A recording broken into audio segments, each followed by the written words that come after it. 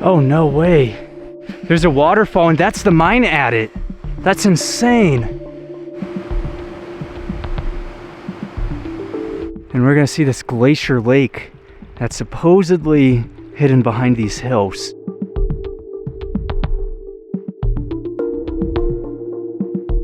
Welcome back, everyone. If you haven't seen my first episode of my Alaska series, I'm in the state of Alaska exploring all around Anchorage and Fairbanks. Today we're an hour and a half outside of Anchorage and we're going to be checking out Independence State Mine, which is right up this hillside. It's absolutely freezing out. Like, look at this, the snow's going to be ready to fall and it's raining, so it's going to be a lot of fun just dodging all those bullets today, and we're just going to explore around. It's super foggy, but the mine is way up ahead, so we're just getting into it, and we can't even see the mountains right now, but they are humongous.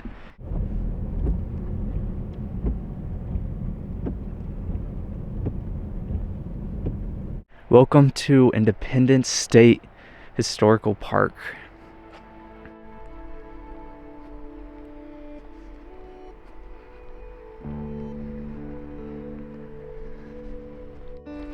Yeah, all the ruins. Check this out.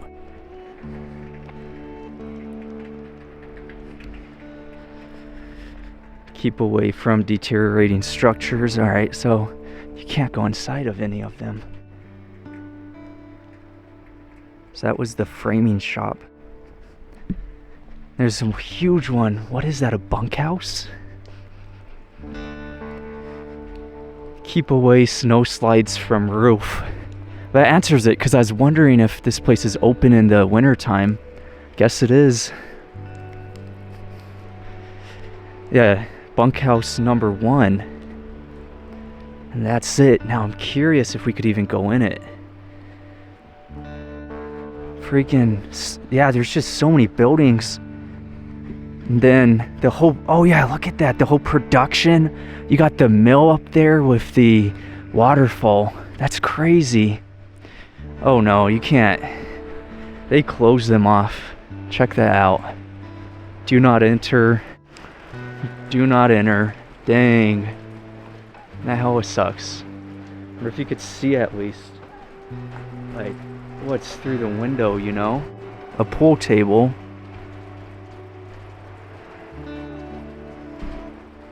Alright.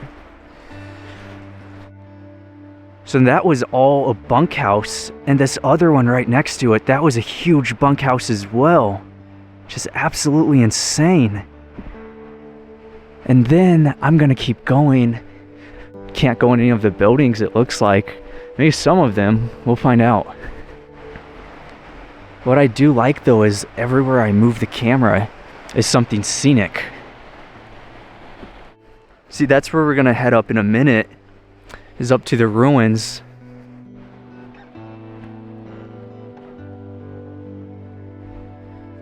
Engineering office and warehouse.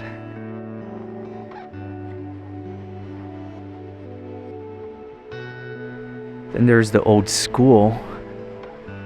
It was over here.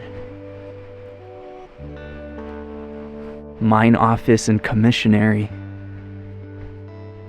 Let's see, can you even look through? Keep away snow slides from roof.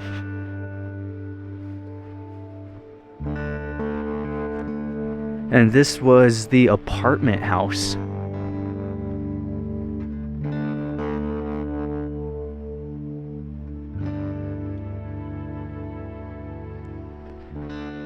Which is also gonna be locked up, unfortunately.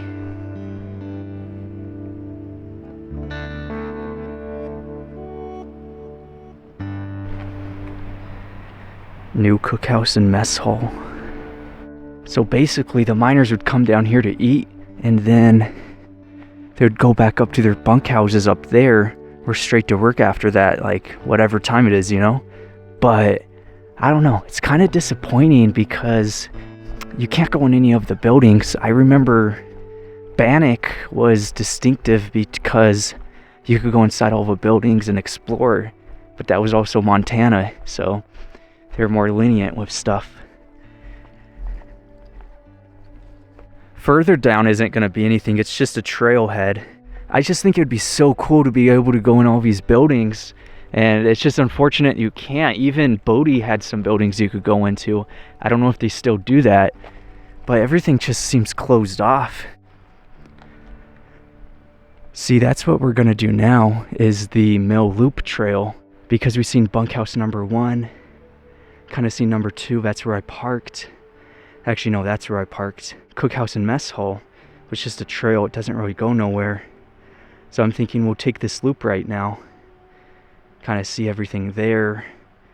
Up here too. This 1/4 mile trail travels around the mill and ends near the water tunnel trail, which is steep in some areas. And look at the stream coming down too. This is awesome.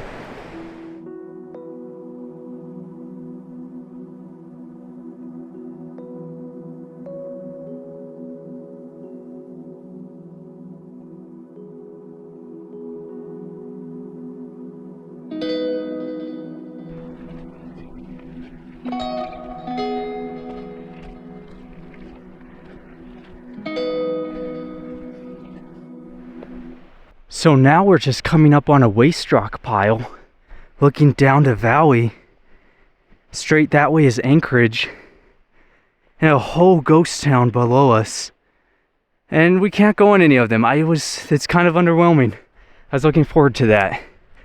But it's still cool to come out and have a look, especially up here where I see ore carts. So I really want to see those.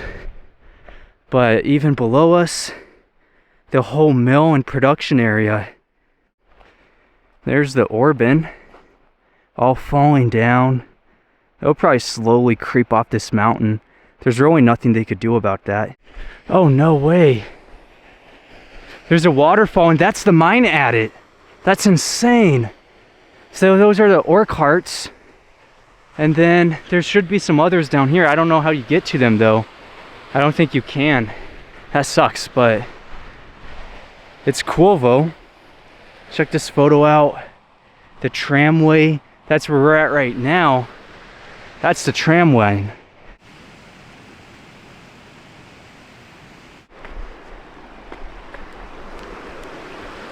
One thing I really like about this area is how scenic it is. Alright, here we go. We made it to the mine itself. I want to see this adit. So that's on my bucket list, to actually see an ore cart inside of an abandoned mine. I have yet to do it. If anyone knows of any, hit me up. But let's see, water tunnel. The development of this tunnel in 1940 to 1941 greatly improved the efficiency of mining operations. Sweet. Pause, read the screen. But unfortunately, you can't actually go inside of the tunnel. It's all closed off. The rock into portal is all collapsing in. Look at that, the river has ran through this mine, so I bet it's all flooded now. And then when you look left, this is where there's a small waterfall. That's awesome. And then continuing, this ore cart would have gone to the mill itself for processing, and it veers out that way.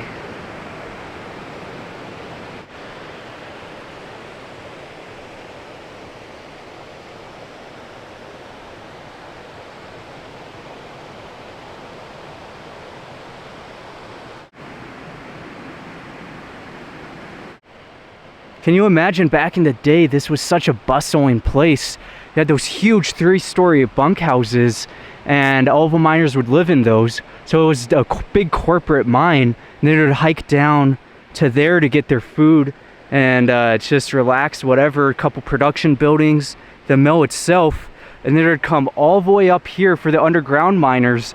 They'd come up here to work, and then of course the mill, the above ground, would work in this production area in the mill, and up above it, some people working up at the tram line. Would have been insane to see that.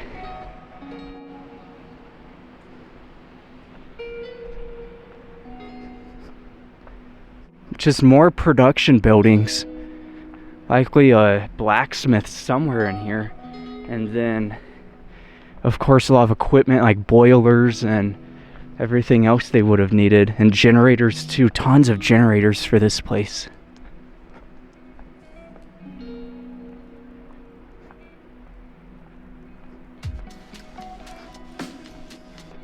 Of course, more ore buckets.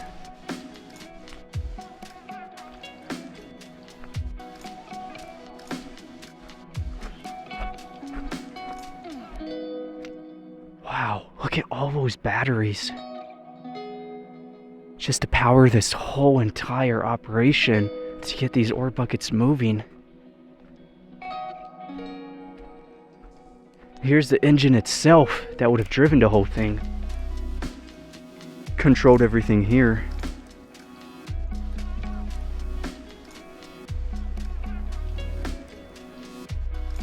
This is just information about the ore carts,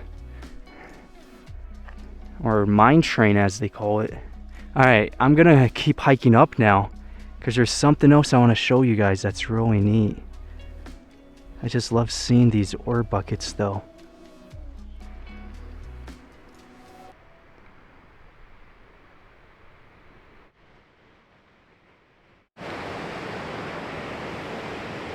You see, up this mountain looks like another mill, so I really want to hike up to that and see what it is. Would you look at that? Private road, no trespassing. Looks like we're not getting to this upper mill. Way in the distance is an abandoned cabin. I'm thinking we're gonna go hike to it, and then there's a glacier lake up there that I really want to see as well. Gonna make the hike Gold Cord Lake Trail, and we're gonna see this glacier lake that's supposedly hidden behind these hills.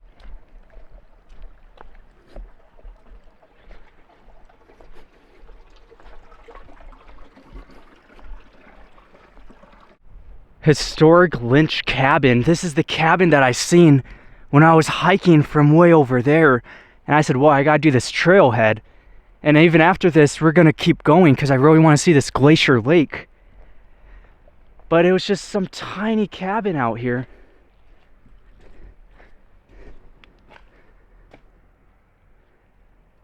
They got the bed.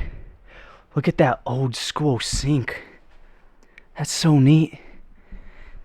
And then the other sink looking out. This would have been the view where this ghost town was active at the same time as when this cabin was lived in. So seeing all of the lights and the mines working, the production. That's an amazing view though. And going out this window, just out on the hillside.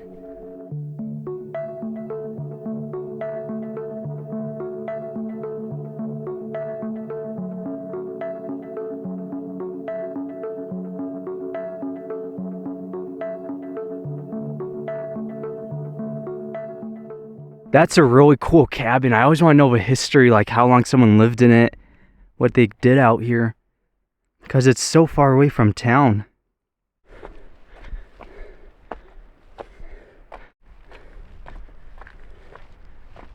Finally, we made it to Gold Cord Lake, and it looks so amazing. It's in this basin surrounding it.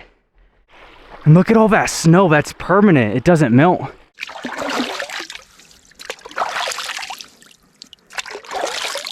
I've done a lot of videos today in Montana, Idaho, California, Nevada, and Utah, and it kind of gets repetitive. So just coming to Alaska, where it is the complete antithesis when it comes to scenery, and I was just amazed coming to Anchorage how amazing it was, just seeing all the huge mountains that are all beside you. It's one of those roads where, you know, I feel like a lot of people have it on their bucket list. It just shows you kind of get used to the environment you're in. Like, I was getting used to Idaho and its beauty, you know, going past the Salmon River, whatever. And same with Nevada. It just goes to show, gotta get out and travel, you know, you gotta switch it up, because maybe you won't appreciate where you're from until you get out of that place. See, we gotta hike all the way back now to the ghost town just to get out of here. Freaking YouTubers, man.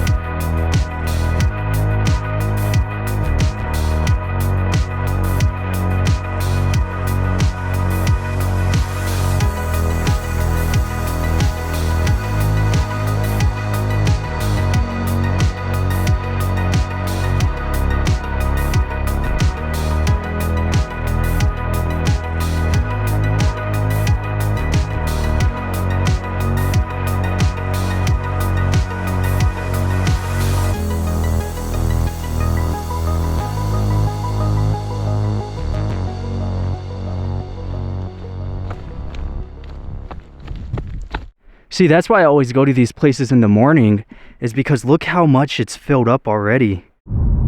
This would be a very fun drive. It was a fun drive up, but if I wasn't stuck behind this guy the whole time, it would be a very fun drive.